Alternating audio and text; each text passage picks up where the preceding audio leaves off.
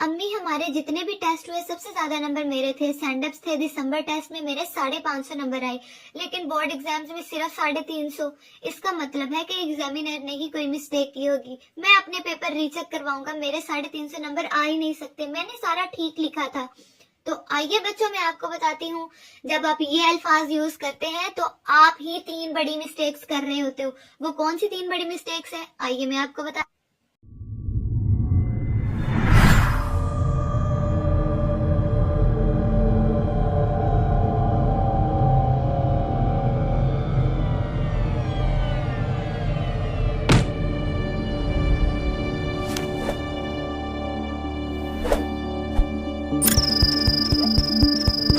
बिस्मिल्लाहिर्रहमानिर्रहीम, अस्सलाम वालेकुम, welcome to the physics teacher channel. कैसे हो 9th 10th 11th 12th के बच्चों? आज मैं आपको बताती हूँ कि 3 बिग मिस्टेक्स कौन सी आप करते हो, टॉपर समेत, जो कि दिसंबर टेस्ट तक तो 550 तक नंबर ले रहे होते हैं, लेकिन जैसे ही बोर्ड एग्जाम्स आते हैं और रिजल्ट आता है तो आप 350 तक रह जाते हैं। तो आइए मैं बताती हूँ कि आप ऐसी कौन सी 3 गलतियां करते हैं जिसकी वजह से आपके मार्क्स कट जाते हैं, वो भी फजूल में, बगैर वजह के नंबर कटवा लेते हो आप लोग। तो चलिए जी बताती हूँ। सबसे पहले आप क्या करते हो मिस्टेक?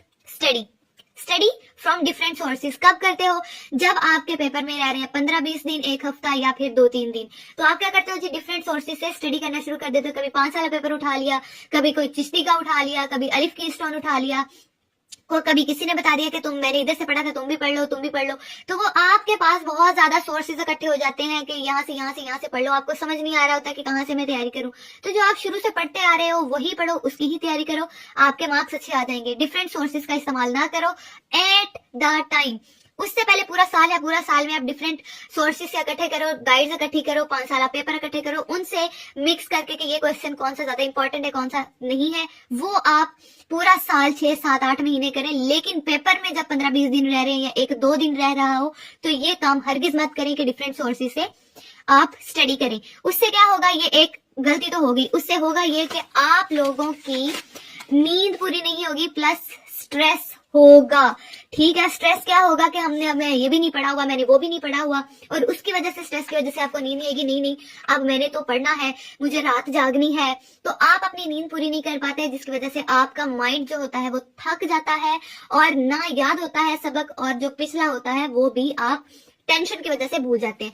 तो स्ट्रेस की वजह से नींद भी खराब होती है और आप अच्छे से तैयारी नहीं कर पाते। दूसरी बड़ी मिस्टेक, और तीसरी सबसे ज्यादा बड़ी है बच्चों, वो है last minute study. Last minute study का क्या मतलब है? What is not now.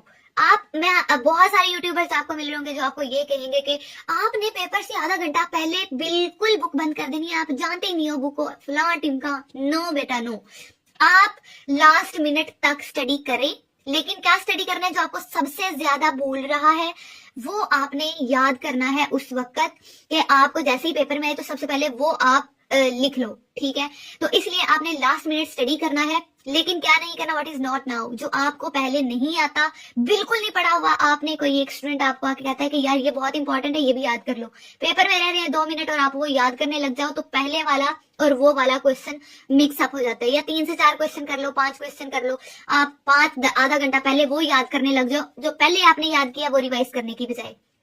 तो मैं आपको रिकमेंड करूंगी कि लास्ट मिनट स्टडी करें, लेकिन जो आपने पहले पढ़ा हुआ है वही स्टडी करें, वो रिवाइज करें अच्छे तरीके से, ताकि अगर कोई क्वेश्चन उसमें भूल रहा है, कोई आंसर भूल रहा है, तो उसको अच्छे से रिवाइज करें, लेकिन वो बिल्कुल याद ना करें जो आपने पहले बिल्कुल नहीं पूरा साल पढ़ा हुआ। अगर आप वो उस टाइम पे याद करने लगोगे तो आपका सारा जो आंसर्स है, सारा क्वेश्चन, सारा पेपर, टेस्ट, सब्जेक्ट, सब कुछ मिक्सअप हो जाएगा, और जिसकी वजह से आप पेपर को पता ही नहीं चलेगा आप पेपर में लिख क्या रहे हो, और फिर आप सारा पेपर मिक्सअप कर देते हो, जिसकी वजह से फिर आप कहते हो कि भाई एग्जामिनर की मिस्टेक्स है।